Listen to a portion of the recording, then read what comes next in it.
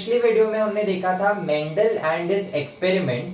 Mendel ने हियरडिटी word को या हियरडिटी टर्म को समझा था through experiments on garden pea, that is pisum sativum. हमने देखा कि उन्होंने 7 कॉन्ट्रास्टिंग पेयर्स ऑफ कैरेक्टर्स को लिया गार्डन पी के और फिर उन्हें स्टडी किया और उसके जरिए उन्होंने हियरडिटी को समझा। हियरडिटी क्या है? It is the transmission of characters और traits from one generation to another. ठीक है, तो उन्होंने हियरडिटी को समझा by performing experiments on garden pea, that is pisum sativum.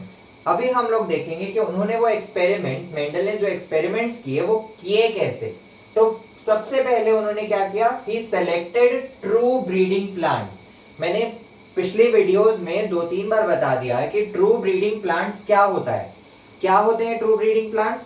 True breeding plants ऐसे प्लांट्स होते हैं जिनके क्रॉस होने के बाद, जिनका क्रॉस करवाने के बाद जो ऑफस्प्रिंग्स मिलेंगे उनका कैरेक्टर्स और पेरेंट्स के जो डोमिनेंट पेरेंट है उसके कैरेक्टर्स सिमिलर होंगे, तब हम लोग बोल सकते हैं कि हम लोगों ने ट्रू ब्रीडिंग प्लांट्स लिया है।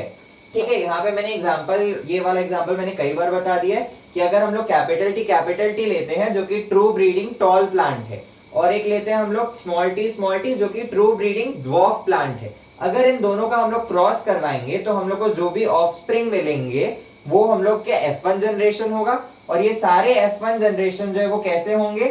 टॉल होंगे। ये सारे F1 जनरेशन यहाँ पे क्या है? टॉल है। ठीक है, टॉल है तो क्या हो रहा है? सिमिलर कैरेक्टर शो कर रहे हैं offsprings to the dominant parent. ठीक है, F1 जनरेशन यहाँ पे कैसा आया? पूरा टॉल आया है हम लोगों ने। तो हम लोग बोल सकते हैं कि ये हमारे जो पेरेंट्स थे वो कैसे थे?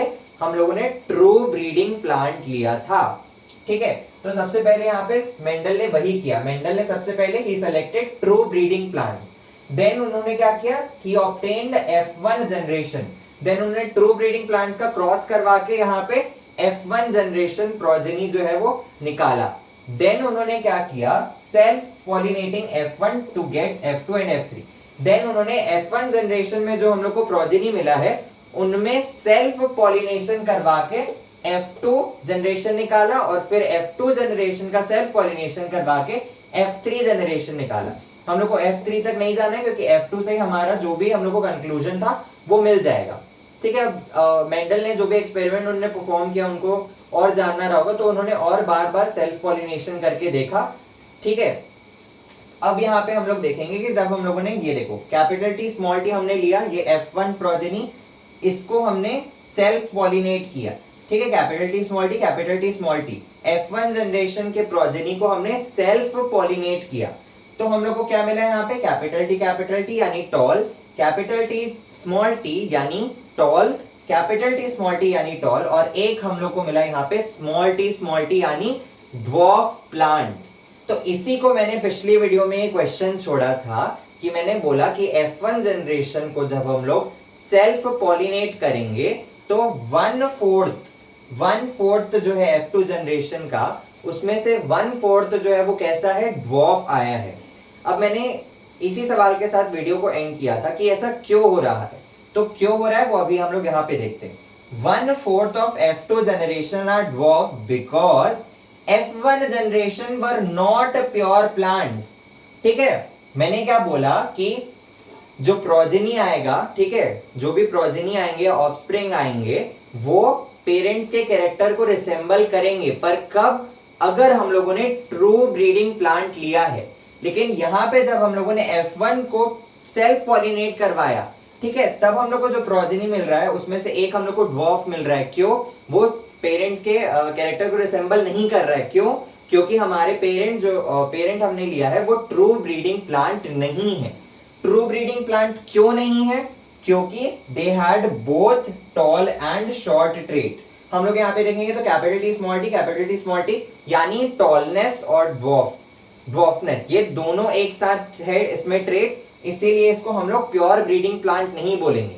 प्योर ब्रीडिंग हम लोग कब बोलेंगे? जब होमोजाइगस कंडीशन होगी। होमोजाइगस कंडीशन मैंने बता दिया, ये सारे जो आप लोग जाके देख सकते हैं, वीडियो मैंने सबसे पहले डाला हुआ है।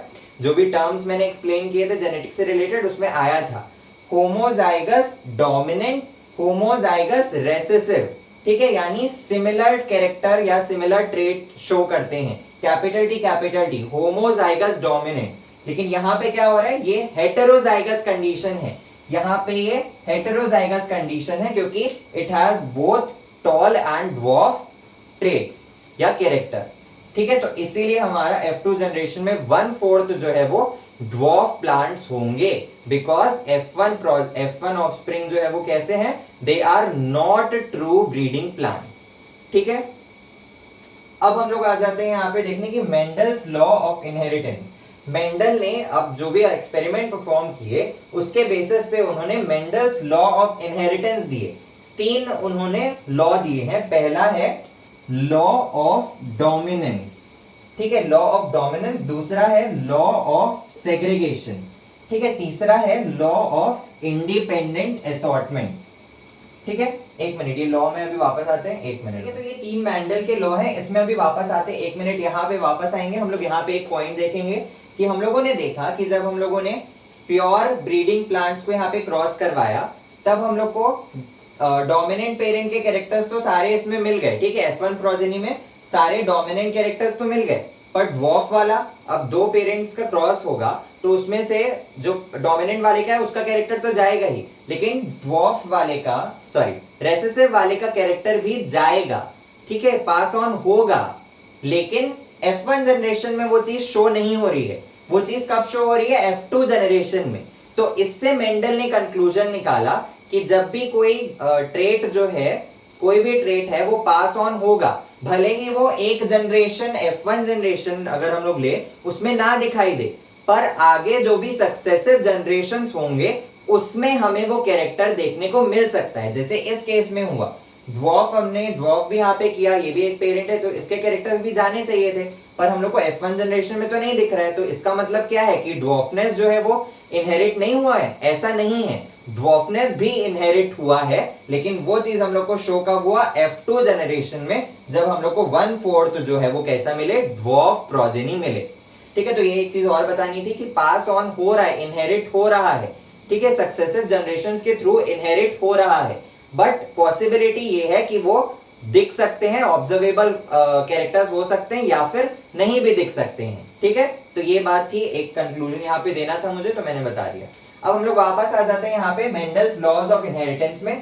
पहला है लॉ ऑफ डोमिनेंस, दूसरा है लॉ ऑफ सेग्रीगेशन। इसको हम लोग भी डिटेल में देखेंगे, पहले मैं जो बता रहा हूँ यहाँ पे इसको देखो। लॉ ऑफ डोमिनेंस और लॉ ऑफ सेग्रीगेशन जो है वो किस पे फोकस करते हैं, इनहेरिटेंस ऑफ 1 जीन, एक जीन के इनहेरिटेंस पे फोकस करते हैं। यानी कोई भी एक जीन ले रहे हैं हम लोग जिसके 2 एलेल्स हो सकते हैं या 2 कॉन्ट्रास्टिंग कैरेक्टर्स हो सकते हैं। ठीक है, तो यहाँ पे हम लोग एक जीन को फोकस करके करेंगे। जैसे यहाँ पे मैंने कौन क्या लिया है, यहाँ पे मैंने टॉलनेस या हाइट, हाइट एक जो है, यहाँ पे मैंने कौन सा फैक्टर लिया हुआ है या कौन से जीन के बारे में हम लोग यहाँ पे पढ़ रहे हैं, हाइट के बारे में पढ़ रहे हैं, H। ठीक है, हाइट के बारे में हम लोग यहाँ पे पढ़ रहे हैं। हाइट जो है वो एक जीन है। ठीक है, we are inheritance of 1 gene. तो यहाँ पे हम लोग लॉ ऑफ डोमिनेंस और लॉ ऑफ सेग्रीगेशन जो हम लोग ये वाले एग्जांपल्स हम लोग देख सकते हैं। ये किससे हो रहा है, इनहेरिटेंस ऑफ 1 जीन। इसको हम लोग क्या बोलते हैं, जो क्रॉस मैंने करवाया है, जब एक जीन को देखते हुए क्रॉस करते हैं, एक जीन को ऑब्जर्व करके, एक जीन को कंसिडर करके जब क्रॉस करवाया जाता है तब हम लोग उसको बोलते हैं मोनोहाइब्रिड क्रॉस। क्या बोलते हैं, मोनोहाइब्रिड क्रॉस। ठीक है, जब एक जीन को कंसिडर करके क्रॉस करवाया जाता है तब हम लोग उसको बोलते हैं मोनोहाइब्रिड क्रॉस। नेक्स्ट हम लोग देखते हैं law of independent assortment. Law of independent assortment क्या होता है, inheritance of 2 genes at a same time. अब हम लोग 2 जीन को कंसिडर करके अगर हम लोग देख रहे हैं एट द सेम टाइम, अब हम लोग क्या बोल सकते हैं, जैसे इसमें सिर्फ हाइट देख रहे थे, अब क्या देख सकते हैं हम लोग, हाइट भी देख सकते हैं प्लांट का, और पी प्लांट में हमने और कौन कौन से कैरेक्टर पढ़े थे, सीड कलर पढ़ा था, फ्लावर कलर पढ़ा था, तो उनमें से कोई एक कैरेक्टर को भी ले सकते हैं हम लोग। यानी हाइट भी देखेंगे हम लोग और हम लोग फ्लावर का कलर भी देखेंगे। यहाँ पे हम लोग फ्लावर वाला एग्जांपल लेते हैं, तो हम लोग हाइट भी देखेंगे और फ्लावर का कलर भी देखेंगे। ये 2 कैरेक्टर्स को हम लोग या 2 जीन्स को हम लोग एक साथ ऑब्जर्व करेंगे, तब हम लोग उसको बोलेंगे कि 2 जीन्स एट सेम टाइम, तो वो हमारा लॉ ऑफ इंडिपेंडेंट असॉर्टमेंट में आएगा। और जब हम लोग 2 जीन्स को कंसिडर करके क्रॉस करवाते हैं तब हम लोग उसको बोलते हैं डाई हाइब्रिड क्रॉस। ये था मोनो हाइब्रिड क्रॉस, जब एक जीन को कंसिडर कर रहे हैं। जब 2 जीन को कंसिडर करेंगे तो हम लोग बोलेंगे डाई हाइब्रिड क्रॉस।